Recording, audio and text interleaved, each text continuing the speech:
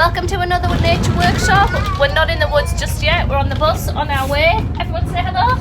Hi! We've got some games for you, we've got some moon crafts and we've got a quiz, so get ready, here we go.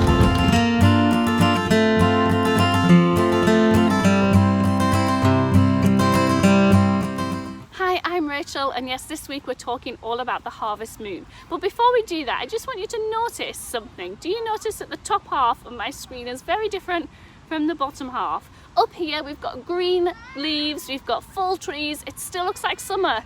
Down here we've got our brown leaves that crunch underfoot that have fallen from the trees, and it's starting to look like autumn. We're in a bit of a transition time, aren't we now? And that's when harvest happens, when summer's starting to end and autumn is coming and farmers gather in all the things that they've been waiting for and growing over the summer.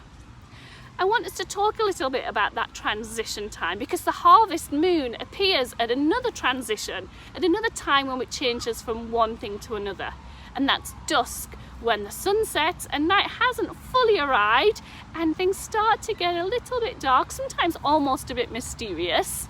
That's when the harvest moon appears. It's big, it's round, it's orange, a bit like a big pumpkin in the sky, and it appears just after the sun has set, which is quite unusual. That's why it's a special moon. So I want us to think a little bit about that time of dusk, how things start to change a little bit in nature. Are you ready to do that? Let me show you a craft first and then we'll do some more talking. We spent some time looking at pictures of the harvest moon to inspire us for some painting. We decided to make our own paintbrushes out of natural items, there they are, and we used those to paint yellows and reds and blacks and white on this circle we got from the scrap store. We wanted to create that moon colour, the harvest moon colour. Once we'd done that, we added pastels on the top, some gold paint, and we thought of lots of words to describe the moon, and we stuck those on too. If you've watched my videos for a while, you'll know that I live in the city. I don't live in the countryside. It's not always easy for us to access the countryside, especially at times like dusk or night time, where the buses aren't running and it's not always safe for us to go wandering about our local streets to explore nature. So we have to be a little bit more imaginative when we're thinking about exploring dusk and night time. We often can see things from our windows, so sometimes we've seen foxes run across our car park, we've heard owls once or twice hooting, and we've even had some nocturnal animals visit our house at night. We had a mouse come and visit, and that was active only at night. We wouldn't see it at the day, but it was active at night time because we could see little clues, poop that it had left around. So we do know a little bit about animals at night time, but I thought that that's what we, my family, are going to look at this week to discuss nocturnal animals. I wonder how much you already know about nocturnal animals. I'm going to have a little quiz next. I'm going to tell you some facts about animals. You need to decide whether you think they are true or whether they are false. If you think they're true, you put your thumbs up. If you think they're false, down. If you're not sure, you can wiggle your thumb. So here are some facts about nocturnal animals coming up. See how many things you can spot that are true. The first fact is about one of my favourite animals, the fox. Foxes make about 40 different sounds. Do you think that is true or false? It's true. They make a lot of different sounds. Next is a badger. I love badgers. Now, do badgers hibernate? Do you think that's true or false? It's false. They slow down their activity, but they don't hibernate. Next is a bat. Baby bats are called kittens. Do you think that's true or false? It is false, but they're actually called pups, which is still a little bit unusual, I think. And owls. Owls sometimes eat other owls. Bit gruesome. Do you think it's true or false? It is true. Sometimes the bigger owls will eat smaller owls. We're going to play a quick game now just to get our bodies warmed up and our brains ready to think. It's called Do This, Do That. If I say do this, you do it. If I say do that, you don't. So if I said do this, you would do it. But if I said do that, you wouldn't do it. Are you ready? Do this, do this, do this, do that. Did I catch you out? Do this, do this, do this, do this, do this, do this, do this, do that. Do this, do this, do this, do this, do this, do this, do this, do that. Do this, do that. Do this, so this is the last time. Do this, do this, do this, do this, do this, do this, do this, do this, do this, do this, do that.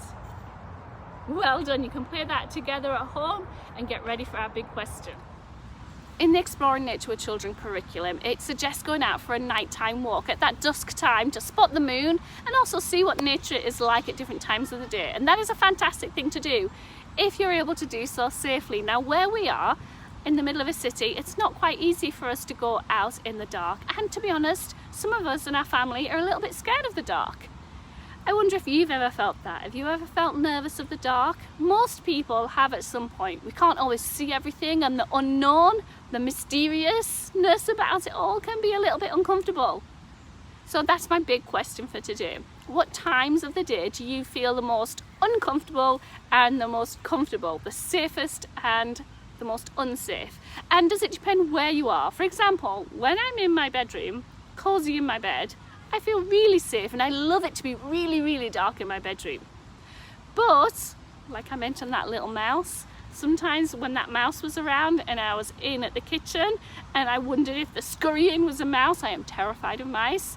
The dark was not a fun place for me there. I'd have all the lights on and I would make as much noise as possible just in case the mouse was visiting. So sometimes it can depend where we are or who we're with. So have a chat about when you feel most comfortable, if you are scared of the dark, why that might be, and if there's anything that you can do to help you feel more safe when you're out in the night time or when it's dark in your house. If you've got any ideas, I would love to share them with my family, so stick them in the comments below. But let's see what we've got next.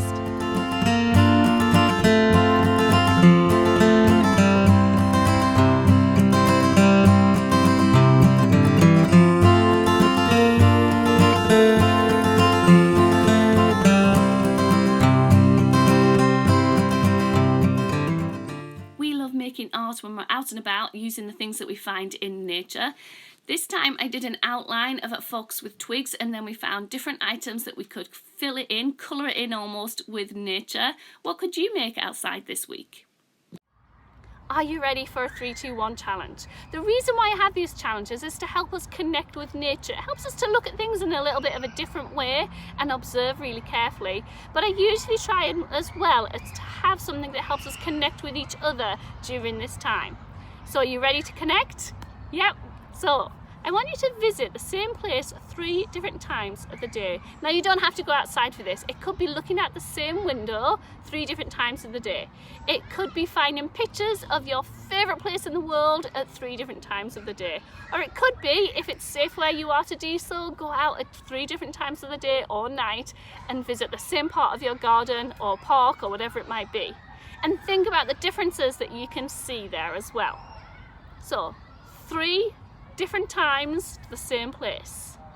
2, I want you to find 2 things that are tricky about the night time. If this could be something that you could think about, it could be something that you notice when you're exploring at dusk or at night time. 2 things that are tricky about the night time. It could be some way that you feel. It could be some very practical things that make it difficult at night time. You might even be able to think of ways of making that better as well. For example, you might find a broken street light. That could be one thing that makes it tricky to be outside in the street because it's dark.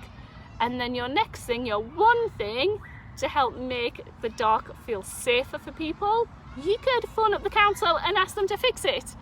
So 3 different times to visit the same place. 2 things about nighttime that can feel tricky or difficult or unsafe.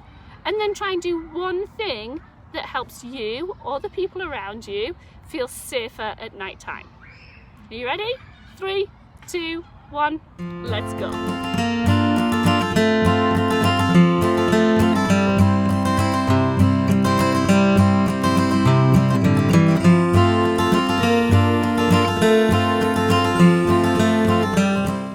Harvest moon pictures using different techniques with the paint, and then we stuck it all together with some silhouettes from Twinkl, and then we made some nature frames for them. What do you think? I really love them. I hope you've had a great time joining with us this week.